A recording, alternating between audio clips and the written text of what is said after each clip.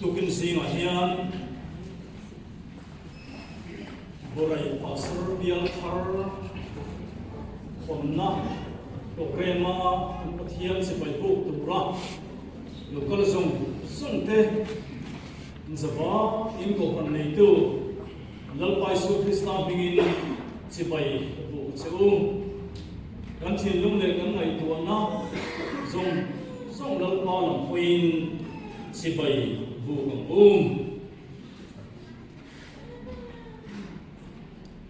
lui pui ta chuan an kut beng sila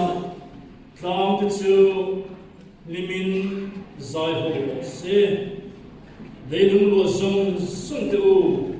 lalpa choi moin la sa mula ni in acham dam na thu chu khiat te u nam in zinga ro pui zia khil ula mitin re zinga athil mak ti ta chu khil ru lalpa chu aro puya nasata ka faktu ani sia pathian sung aya thitu ani amen itong thai akut ding lama arsi asari kinga rang ka chkhom jar da asari singa ve ka thian do ila thiam dim lukin zinga hen ko han hote min om puya min kal san mai lo kan zinga hian intinato takat haraw ila fe chang prema bangin kan volome lom thu kan khilache khovel mun zawzo kan mai to chuan boy ne harsat ne indo na le chitara phak tak ten hring nun ati mangam e ma chutiang bo ruam thalo ten min sim velovin kuncha min pea iko ran hogin khom william na rel na bial thar khonna kun ganan bang thei mai turte ikhomai na horo puiem dalpa long thu kan khilache khomai takin he bial thar khon in khom hinangin min kai hoila min uap la iminga kan ti tin re te nangin balsom la san vô này tu thì có nghìn trần quynh thì sẽ càng xem để biếng thara imi tên đi ăn phật rô ăn rẻ đi rau chiang thì mình ông quynh cái quay dễ lắm ahon in kho mà bộ hiền ki ô mình khiết tiền in email in một phát tiền làm xe cần làm bao nhiêu tập Isu Christa mình cần đi làm xe amen lệ tu nạp xuân zone nuam pastor bial secretary junior kupa dong tiak mura kan somanga khubwan tu te puanga voina local te ilam ai bel ke tir tu rin so anga hey minister te po pastor induction titu la indak silo pani te kan nei na anh khiết tôn thầy nan te po akan hunlam tele kan minister senior azolam tan han pui te po an ning lamin an ni kan minister te chu an nge sira ba chu binga lam fek thei do bai theya chu tiang thil pui mo tu rin tu pa do te mo so le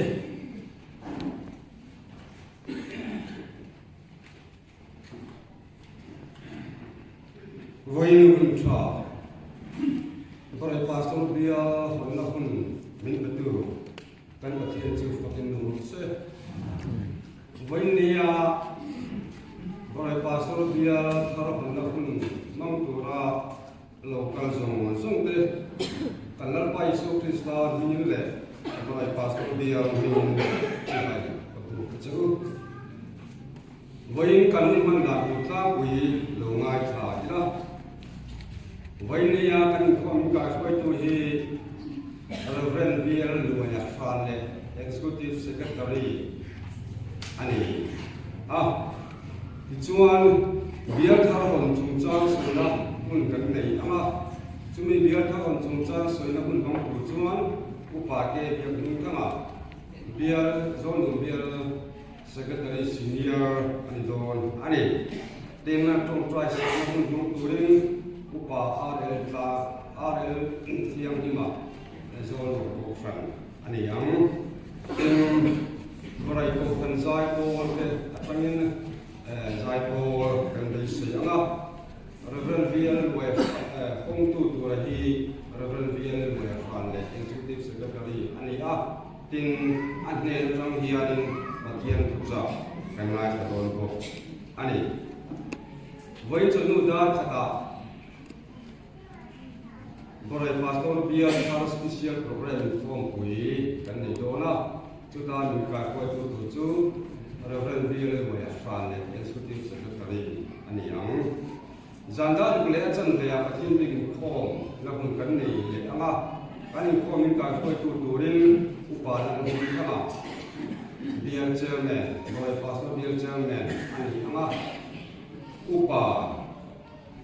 zo than zuala mual thu ne ga tangin patien thu kanai sang o voi ni ya por kwa chang te a he pastor biar tha khonna mang to lo ka am tak kan min kan ringa chung te chu zan thinga program mang tu ra in ku sai in ring te kan min arin ko ka khang ho zan thinga tu ra in ngai te kan man chuan reception office a in sia ti ni sala in then in tur in zan te choi na tur kha kan lo ko se sak do chu nia ania amara min reception office a in sia kan ni kan man chuan sia ti ni sala atwa le kan khoi tu so yang kharin a hom de pui pui in introduction le kan han nei anga amasain abiar ko pangin bidon taila kan min pastor biar atanga he borai pastor biar thara honna a local zong zong te ko mai ngal su train lo ding chua ila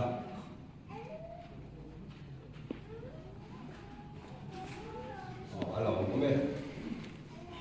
zong pastor biar atanga ron ko zong te lo ding le ila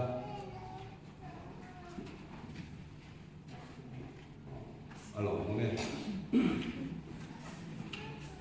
borai pastor biar thar tu chung atang ron khom zong te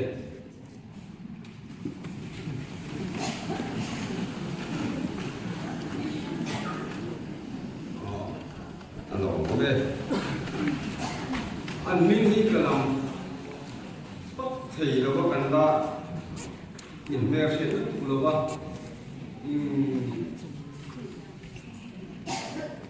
zone go pastor ai ko me bo lo ko tu ko lo la alo mo de kan pastor alo mo de kan pastor pension pastor dia hulmo ya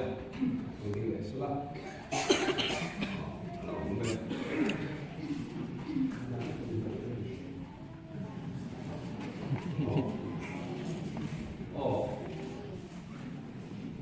kan borai pastor biar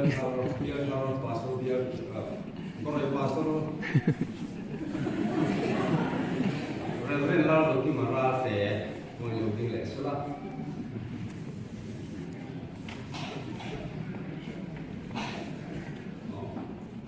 Hotang Presbytery Secretary mo yung dile salah Dikana man ai zora cha hun mang tura lokal te kanong chuan ko mai lo ding le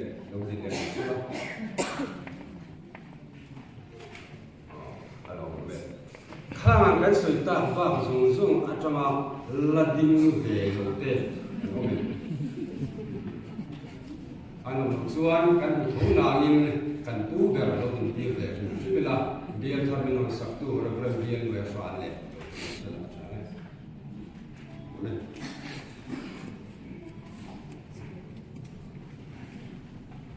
Với là hiện là một thế mà đi zone của pastor bia lắm dia pastor har anh này pastor thar ne pastor thar kan nei thar do ne pastor thar thab ne ma hi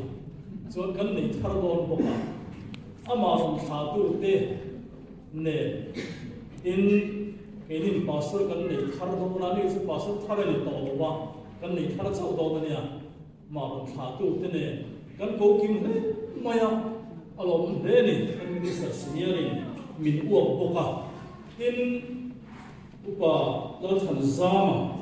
an ding to na không no ding nom le lok sela ani hi ai zo ro tanga min no choi lo tu ai zo ram thar ve upa ania a sarkar na lama hian a headmaster le principal chi na pol rea education department additional director of pinson ania lai thengin min no to hi ani ane kha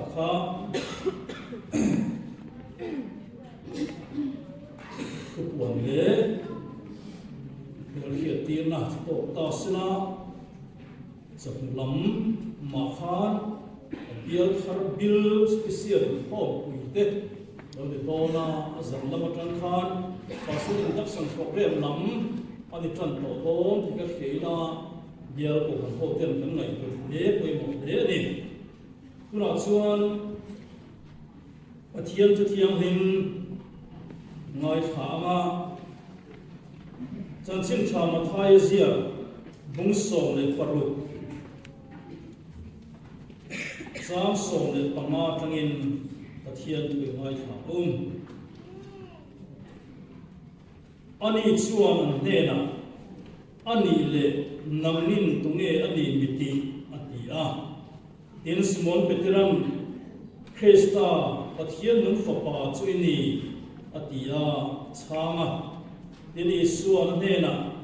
Simon Barjona inga thole ti sale thisen na pia tir che an siwa kapa vanami na pia tir zo che ani tin nang petera ini ti ka kin boka che helung pui chunga hian ka ko khan ko ka rem chawanga mithi khakol kong kha chuan chu an ngam lu wang van ram cha bi te ka pe yang chia le chunga eng poi khuar pia vana khuar ani anga le chunga eng poi phel pia vana phel ani ang tia changa chumi zoa Krista ani ti tu ma khil lo turin zirtir te chu atiklata sam samriat le pasarina alung phum chu tlang thiam ni ma te chuan lalpa chu zaiwon kul kong khar te chu zakap ko na zong song ai na mai na zo ani o pathian ko pui i chung chang thoro pui gran sei thi na ni he mi le so mi so am apiang an ni a chungnung pera chuan chungnung berange chuan ma chu ti hitang ti zaiwon chung chang thu chu sayang lalpan mitin mingasia kuna chuan he mi hi chu ta piang chu ni ti in a chia rang a thu thiang hin a chia lalpan man za tan mal min som sa ro se le tuna chuan pathian phang le choi moina na nam bar sa thum som le na lalpa zayong pia chuan khoi min tel tir chuan khove ni min sit ma se iming chuang e zathum som ro pathum na nangma thil ro puiten soi ti zo Christian lem khom thukin ngom pe jo sa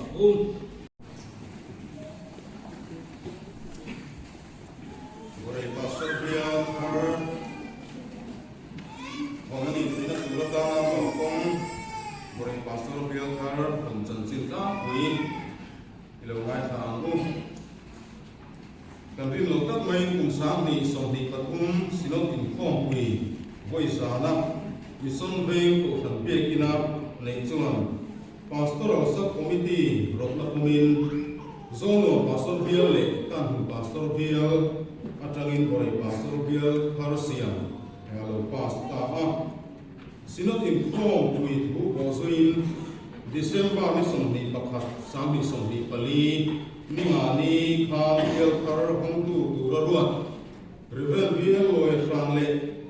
Executive Secretary Mizoram Sinok Tai Roina in Zongom Bill Le Kan Hun Pastor Bill Te Zongom Open Centenary Building and Summit Committee ne ani a heta hian Horai Pastor Bill lo dim tu tan til tul le poi mo sang te rel ani a tin til tul poi mo sang te buai pui chun zom chho reng ani a ti chuan poin January ni som pathum sang ni som ni pali hian Bill Thar chu Bonthia Pelfil alo ni ta ani Borai Pastor Bill ina ahuang tu te chu Borai Kopran dan so kim zawa paria te chuang pui be Kopran dan so kim zakum som pathum te bung chuang Kopran dan so kim zakum som li pasari te le zong ven Franchas dan so kim som ria om na de ha bial chu om tu te an ni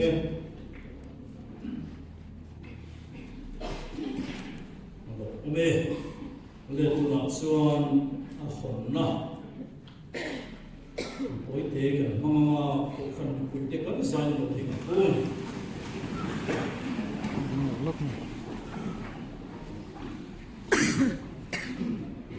Lopa Isu Krista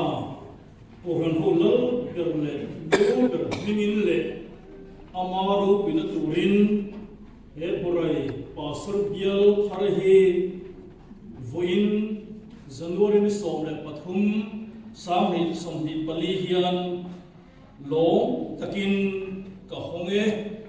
pathian engkim i the chuan he bial hi ama du zom rambo turin mal sobin huai zero se amen le thuapum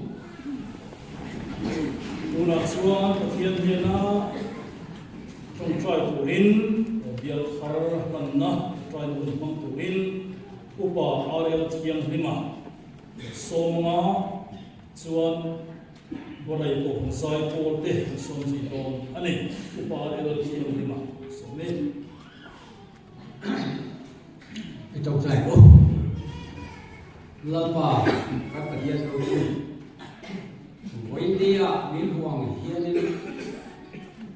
iko khan ma aso sel ahin India hianin borai Pastor Bill Thar nangin ni lo ke ta lom thu kan tin cha ine na kan la ne tin lomba zolo Pastor Bill katita hi Sáng giờ qua sông Lý Pali Khan lang rau Pastor Bill tiền chụp mình đã là cái chế ra mặn anh nhớ cái tiền chuan chú nó nó Pastor Bill là cầm chốt toàn một Pastor Bill thế lẩu tiêm sủa cả cầm uống Pastor Bill thế lẩu tiêm sủa cả chú lẩu cái chế ra Pastor Bill huống xuống mà lalpa khí lắm sắc lắm mà thế Pastor Bill Thar te pok khon alum de la tu ti chuan voin a kum som riat na hian pastor mama kalom nei na tu rim nangin ko khan ma mi son ti ra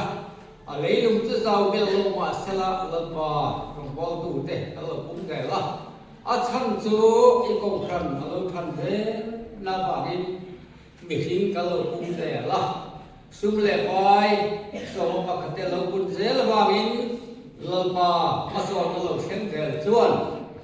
bial en ko tu pa tor te po kalo nei bel zel thei ka hi ro mi ka te en maya I Bible chuan en ko di sela ka thlen chin ra khan mai son zelang u ati ma son zo a I kai khoi da kan na wang hen lom tu kan hil che he bial thar hi lalpa ko da kal ha na Apoi mo berzu kalali suan min jok dai sakang khan khata anama lungrual kata lama engkin mai ri ruhun khata sanamai kata iram hi alo nghe tiếng đều để rong thì hiền mất số nó alo này dễ thế là chủ in làm ba câu khăn mấy con này là mất số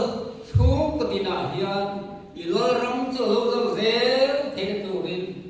điều khăn khi cái sao nào thì anh cái quay lại mất số lâu bài số Christ amin hay cái gì thế amen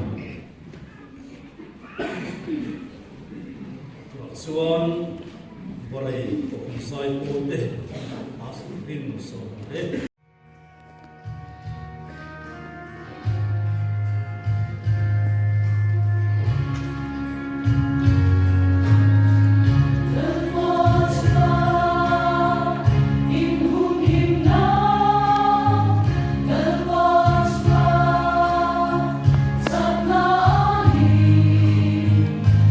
kênh Ghiền Mì Gõ để không bỏ lỡ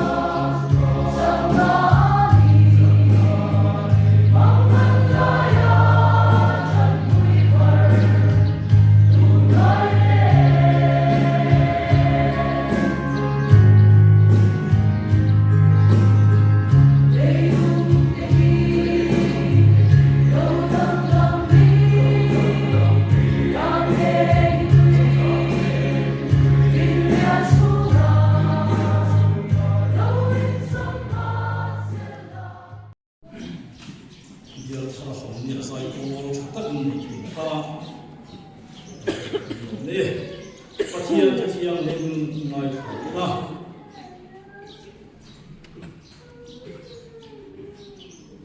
rong khôi mới tên là tiền cổ để phát thon cũng sòng bản địa trang khát để trang để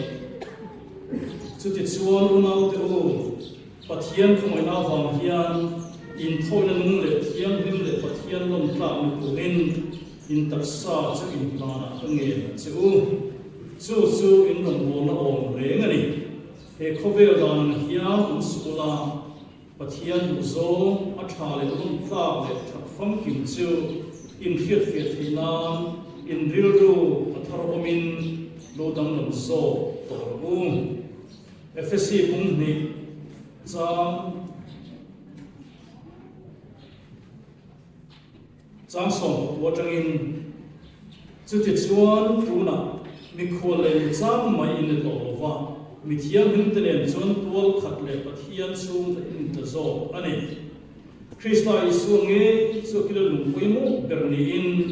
dirko tele so ngai te lung phum chuma sak in ni a ama chuan lung rem thrang theu te rem taka chuk tu in lalpa chuan biak in thiam hima chang zel thina nangni po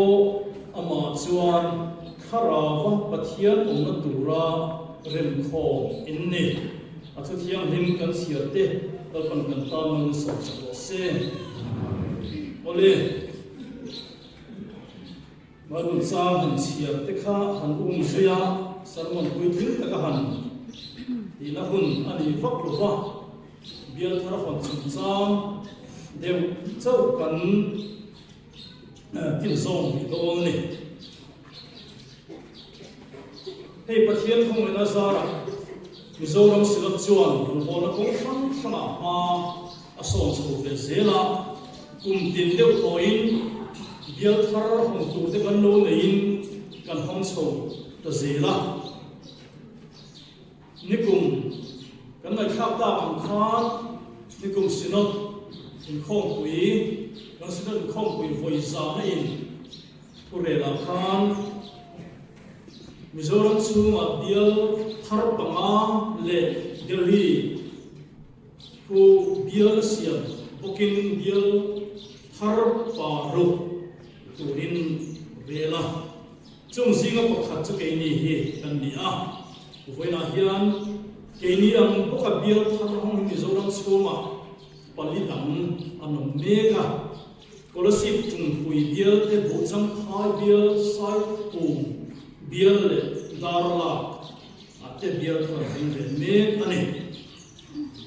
asirat masom na ina tu tel zinga tel ve an nia zol nuam pasal bial le kan hon pasal bial la kopin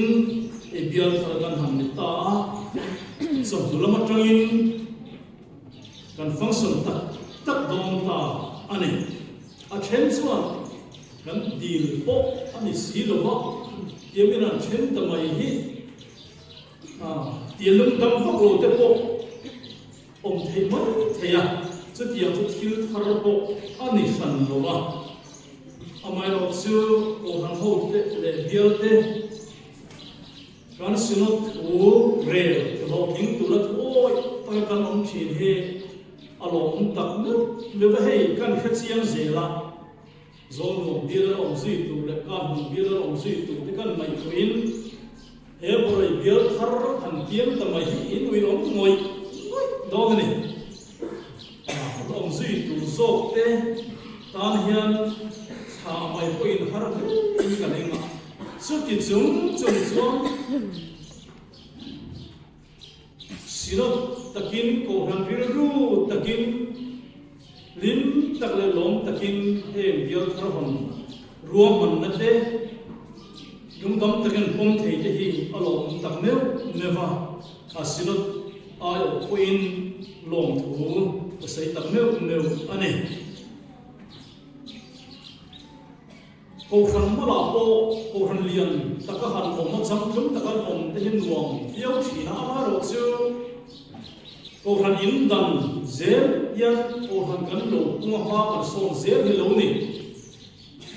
bia la o chu ti tho chu alo ni a ti sang hui long chuan pastor bia zim to lu tu te hian kha thiam fak lo wa pastor tan ha am to lu tu te kan ti fo mai la dik na chen po bia zim pa ka ram ha som na in akin tel zar kan zuba kan pastor tan lir thian lo nei zel po ka ha dam ponu ha dam chho zel dia mu thei amai ro chu tun main pastor ten ko khan bia a geographical area zau ta kan bia thina tuna chan an mi hring mi mal tin hian bia to nei mi hring kan lo kung zel mi hring in mamo kan lo ma tun ma pulpit ka tanga au e thei deu vek kan mi to ma lo pulpit ka tanga au e phak lo te ka an mi mal lo chuak zong in pastor ten kan bia to tat mai chu van khat yang tur khan pastor te bia kan lo chen te pastor te kan lo ma khat yang khan mi mal tin nun lu chuak zong in he rong bol hai kan kal pui to e hi a we e ane kong sang sang pastor kan mo na le be se ne tam to pastor in betak le tai ma ta cho tho se lo hi om rengani mi mal tin in chung ko tin kan har sa na ru idam ne kan sai lo ulpit ta ma tanga supply na min rong lo chua phak si lo ama te counseling de pastor te in kom na kan mo tam to chu ti ma mo na phu tu chuan an pastor te an ring reng ane chiat ne chan ni ba ka hum bol na sang sang lo tung ze la ya ya ba bial zim ne kan mai hel tang kai zo ane nia hei bial thar kan lo ni ta kan hong fel ta a bul kan tang sia tang hian ko khan zedi tak tura bul kan tang fu hi poi mo khot maya voina hian he borai bial local zel tura ta na ma huai tu fik kan ni a chu bial kal zel tur ani phung le a ber mang chu voi na mi te hian ke ma ni he ai hat mai ni chu wangin ko khan le bial sia ta kan du lo ang chi chu eng ma ti lovin acha ber tu tham thar zel ta pen dun sui se tha kan rin angin e bial thare kan kal pui apoi mo tak meva kong sial tu kan ni ti hre rengila chu ma ta na thil poi mo te apoi pa ni pathum le voina hian tar lo ta ila ama sabra chuan in pum khat hi ani in pum khat na thu sim sim he chu kan ngai tha tam to kan na pai so ko kan ngai poi mo e ma pa ne na in pum khat na thu tak ama ring tu te in pum khat a om tu ra a du na le a fui na le a trong trai na po chon chin tha so na zia pum so pasria khan kan mu ani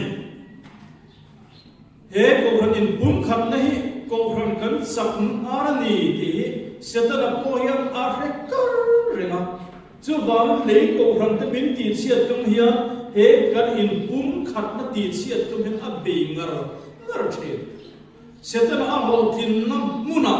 ko ran in pum khat a chiat to na muna chuan kan rong bon na he a tuar thi ani chu wangin seta in ro na tu long lovin ko khan ho te bial tharaya in pum khat that takin a bullet tang yen hei hi thupuya in yang bial chung ko ran ho ten in pum khat na lom that taka rom bol na thanem noi na hui khat vuana chan kan la tan ha le poi mo le ani bial huwa committee samate le fellowship bial KTP bial ko ran be sia la bial ko ran to fala ya te po asi samgati te po la ni yang khang zong sama kha in pum khat nei abula tangin vung nung ila chumi ta na poi moen mai chu in pum khat kan ti chu mi pakhat ai tam por pakhat ai tam in kar om tur ni ya sumi an in pum khat thena tur chu in rem na mi rem lo te in pum khat ngai lo tu in rem te cho ai bum khat khi in rem nahi kan Bible chuan a thei khot chuan nang ani lam tal mi zong zong ne in remin lo rom buk som pani chang som pani ta khan kan huwa tin kan Bible cha han chira kha ama chon lung rem kham cheu de rem ta ka chu koin lo pa chon bia gin thiar le ma chang zel thi na nang ni po ama chon pathian thara na tura rem khom in ni FSC bum ni chang som ni le pakhat le bi bi kan hu ne kan bum khat pui tu te rem thei tu rin ke ma ni lam kan in hem rem ma ni chu nang ma ni lam dol nang ma lam dol kha midang ne in hem tu rin in bot sai ro min tie ne kan pathian tu chu hey kiu big lung rem turin retaining wall te rem turin kiu big lung korea tang nang la khom chi na motor ran khor ru maya mo se rem ta ka chu tu rem tu chu ti ma lo mo the de se ne khen kha ka kher ma ma ki sri ten a ki de olai te po de olai te han ser ma rem ta ki na rem the cha wa ti chuan nge takin rem ta na lo thi kini po mani ko khan atangin bial sama atangin ki dan kham de atangin tuna bial chura kanun fo ma in bum khat tur zam ki dang ke mani ki dan sia bi ang akha kalkang pui zer tabin kan bial pui tene kan bum khat thi na tur khat enge kan siam rem na tur lai ke mani akki de la ho lai on ho khami chher rem tur kha kan hore se ni kho siu ti thei lo ma cher ma ma kan in hal tu ni chu tiang tu chen mi dang kan ren thei chau don ani tin in bum khat na tu rin in rem na ba in rem na le in ngai tlo na in tiang tlo na nun gel lo chuan ai rem ta tak thei lo hei kan lo ba i so zia ni ya thi khop hia la thu zo kan lo pa kha ai mai tlo na thu Philippines bung ni chama ta cham de chwa han kan mu kamo pathian sum num bera fa ngel ten an soi moi nin lo kha kha ringo kha khale lovin in ngai thomin mi singa lo sang khami kha kan lal pa kan zui ania e bial a tu ra thu oi na ko ram thu oi na ko nung kan zui kan lal pa thu oi ni nung kan zui na tu ram biang nung kan zui na tu ram in nu chia chu in mai ko na thu oi na hi an hei phaya kan oma lui pui kama kan oma kan sang lui tui zong zolen man mo ta kan luan kha ho por na chang chu le lui pui an luan lu khim na chang chu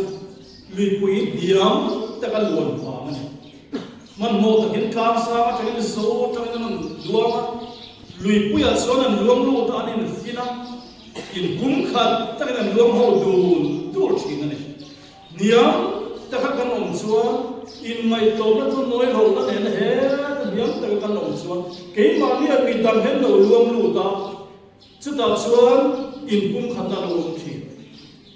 tam sam kham sam ta kong te lo te ya kir patsal pani anin to ka an du la huar dun sia anin pel dong sa pa kha ka kha ma tla ma ma ya anin mel ram ring mai yan in pel lai na om do a to pa chan pa kha kha abok yam ta ring ta be zon pa kha kha ni kana chuma zon ka len pe ya ti kha nan ka mai ni niam zo ka nom kha in rem na kha om mai thi na ni chumi tu zon kan in lung in ngai tlom na kha apoi me ema zo in bum khat la se he dia thar a hian alai pui om ne ok se chu ta in bum khat na ro ko chon u pa le pa sor te tho ho na tha kan por le zol te ani kan Indian President ko khan dam pui kan constitution ko here amai pui mo ko maya dam pui na sei dam chuan ku pa te chu ko khan hopina an ai wan khan chu nem ge na ma ser khan tharau nun le ko in der bol na re thei ngai sak le sum le pa en ko na ko ma pastor te pui tu an ni na an din mu le pui mo ko mai u pa chen khat chuan helai pastor te pui tu ti hi an mai thei lo ba ko kha te le ba te an lu mai an o me chu ti ang ai chuan o ma PCI dan pui en that na voi sai na an ti lai khan helai pastor te pui tu ti kha rot na lo lu da general assembly a chu tarong thelu tu pos mizoram sinot thok khenia kan sinat chunga kan upa then khatten helai ku an lu ngai mo de ne ka ma se PCI general assembly huwa pakan mai ko chot e helai pui tu ti hi an niam di hil an ni ro an ko ho na thil thokani nem ge pastor ten sacrament an thia ti chun upa ten an kuya an tho ho na fik ani a in moi sia thil an re re lo ti in khom pui na thil ya pui tu ti hi ti han kan na pam ta zel ani a chu ta chuan kharil ru pastor te ai kan net chuang lo ti na ri lu he khop pui upa chang kam tak taka ken lo om deu ani mai theya an lo wi chu na hi khatiam a kha ta upa kam so sanan pumia lo ba an pulo tial zel don boka e upa le pastor te tho ho na hi a chat ko le ko ranai pum phada bial ai pum khat thi ani ko ranai kol ko kan mi kha tho khem revel sa ai thama chuan upa le pastor te tho dun na that chung chang ti kan soya ko ran so na ko ma upa ten pastor an puya ko ran sum mai ko thua pastor an upa te pui ti in tin pastor tel lo in real ko na a om thei lo ba upa te tel lo in real ko na pui thing thei ngai lo alo ti po ane ko ran upa rin da le mi sia pui thing a biang in pastor tel po pui thiam thin kan pastor te mi sia te su khe ga te kum la ma te po i ko khai lo tak le a then che kan sit deu te po an lo ni mai thei kan mi thung lo lai deu chúng lo sa thia po na mi ti kham te po an lo om hian mai thei chung an chang lo la chi sang kan lo thia ni poin upa te chuan in ti nei tu takin du sak takin mai sana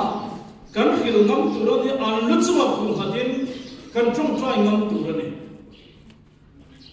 pastor te poin upa te zinga ti bi om hau lo ba at mani rombol pui chak thei tu ra ril sa tak kan nei atu poka chu ti ma tho dun na tha tho ho na tha chu apoi mo le zuan le ani ei bial thara kan pastor masaber tu kan ham ni chan ani ya abul chan thangin ko kai that taka aron kan bol ho hi he pore bial kal zel tu tan til poi mo tak ani kino doblia chuan ro rel na fel anti a president ko han kan ni chuan ko han ro rel na fel le in khom pui tu hi kan ngai hu zel do kan ngai pui mo zel do a poi mo ma heng do na ni a chan chu pathianin ami te om dan tu min ko hu na la khia tir na an ni thata wangin ko han in khom pui ma pathian tharau in puan na hi pathian o wa kan ngai thi atira fu to lo twin lo khat thin mai na hun kal zela cha alo thagar nge thi na atira kan du ka lo te po hi ani lo kam ti ka kan lawe alo thazo ta mai a ti tu te lo ni phong thin ani chutiam mai thei lo man ho ta ka lo che le hin se sol phong thin bo ani ro re na fel ma in kai khuaina administration kan ti hi ko han ngel ge na ko we ema chumi administration tra chunga chuan kharau thiam hem hian zale takin min uwa na thok thin ti hi kan khatura ni kan pom tu ni kan rama ko han bol so kam ka hian chu chu an man lu wa ro rel ma fel administration tra kharau ne in do hian an khat maya ma se along ni lo ro rel ma fel tak chunga kharau thiam in na tho hian ko han ti get nge chumi po na ma ni du dam da na che ho chu an kal zela fu tak lo ani ro rel hi kan ulukin kan du tui tu ra dia a rel mai le vi azia a minute nge po hi chiar kha ka ben uluk ta ka chin sia tu ra ni bible point ko kan ku pa ro rel kha ta so le ne so moi kha ba mai ni lo se chu chu le zu ti ma thok rin te chu so moi kha ba mai le zual ni lo se timothea con khẩn không ngã chán sổ mà sẽ cần hùng khá cần biết rằng chỉ biết thắng thắng thế là làm gì đó anh nó làm suy đó vô in là thưa cùng sống nhịp bằng nó ăn thịt đó chúa sửa vào sự biết sự bên đi ra bộ sấy con nó buồn cho nó ăn tụi tên này khá tên này lâu rồi khá rong rong khá anh nó làm suy đó chúng ta suy cả tôi chỉ cần gì cái này chú vàng in cái số đó hình mám ta kinh fel fai takin abul kan tana tang yan nutsia kan tumtu ane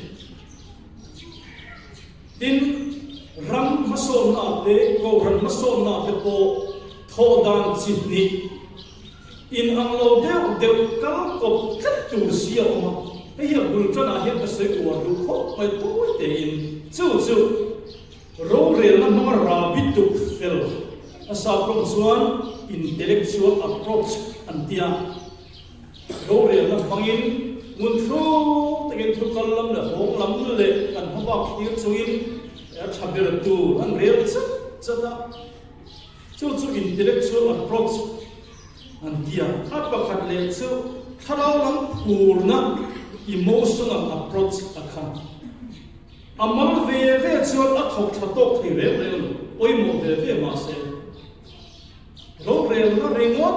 mai mai poi mo thau lam phur na tel lo za phim ru rengot mai phim khura tul vi ho la phim khur mai hi chu mo thau lam zale lo hem na chu chi na ni ma se chu me phim khur ta kan re ra chu thau lam phur na ngai poi men akal kop china khan bak che hi kan he tu lo bak che cha ka tra maya a hoi da ma dang te ma se a in kop na chin ze na bak se a ni cha a che dur kha chep thei ni chu tiang chia mai chuan ro re na fel tak ma kal kong kal sia la ra bi kan tu zo tur khan mi pui te phur na alo pui mo ni he hin ne he mi kha na lo ka chiang em to zo lo ni a Jerusalem pro tung ding tur khan ho ule ti mi pi so ha ni ne eng tiang ta ka chiang nge eng tiang ta ka siam that tur nge te a zirlo fikr asa chuan akal thei lo wen ke ina kala za ria te ati dan tur zong kha intellectual ta kha architectural kan zong kha rel fila mi te hi chu ta chu thok se chu mi ta chung ta hi thok se ti zong chu ti ma zo fek du chu kan chala sia zia an fia soi chia kan ni to lo na tin mi pui na thin lo an chok thowa ho ule inan aw mai chu mi pui phur ta lo thok chuak te an thona tu ra ka an bel zum zuma re lo ta chu na bo ti mai ne kha approach kamo lo re na fel le emotional approach ra lo phur na kal kop zero se pa khati no khati so len khom lo vin kha kha pin we ani ole to bera chuan rongpol tu ten ko khan nun kan ve tu ne til ko or khan krista wa tu na chi sang an cham chuaka korin thom ni bu so ko ta kha Krista avama avua ka tur hem sia te lung in ta ne te chong ngei te lumaden te long chia te nat na te khang zong zaman cham chua ka an lu khar na chun he on lam thil ka sei pa ka hian ko han ho zong ka mai to na ni tin mi der ring tu hi oka an ti chap mai mi chak lo ti ka tur pui lo mai ni mian thu kim ka ve lo mai ni an na de ro ko han khoi tu ro bor tu te sia tu chu kha kha ni tat Krista va tu na bo kha ro pui te to te le kham pa ka ko han ho ve na kha ama adir renga mi chak lo te atuar puya mian thu kin a ve tung ding le turin ni lai sana an thunun na mai kha du to lo eng tim ne an that so le a zui tung ding le tu na tran hui chi khat yang ril ro kha biar chung ko khan hoi tu te kan pu chuan kan bial kan in pun khat ka rong bor na ha kan son zel don ani bial thar kan ni ta angin kan ril ru ko lo thar sela bial thar ma ni ila kan kal san ta bial run zo ai bun fung di khau lowa rong bor na kung tin re na then ngai tak le phur tak thok zel tu rin trần lại là chút tiền kan ti chuan lal pan ra ni no pin khoi se to ne lal pan kan sa ta ni so se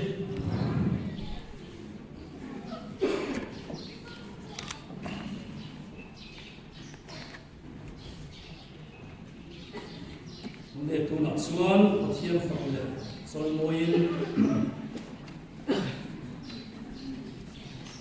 lom chu soi na chi na khan in lama ha kan sa to khan ulam ual sa tu thun ta zanga samma le pathum na kan sa ma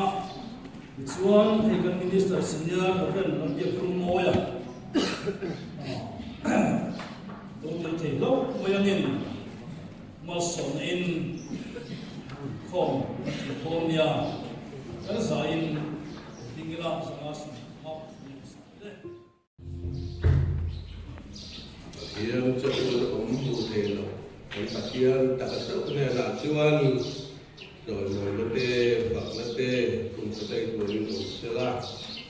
Ale apa le kerana siang lim, bagian yang kita ya umurina, kerana kerana orang satu, wendia biar musuh atau jom terkenal. Ramsin le umur nak musuh terkenal. Sudah tengah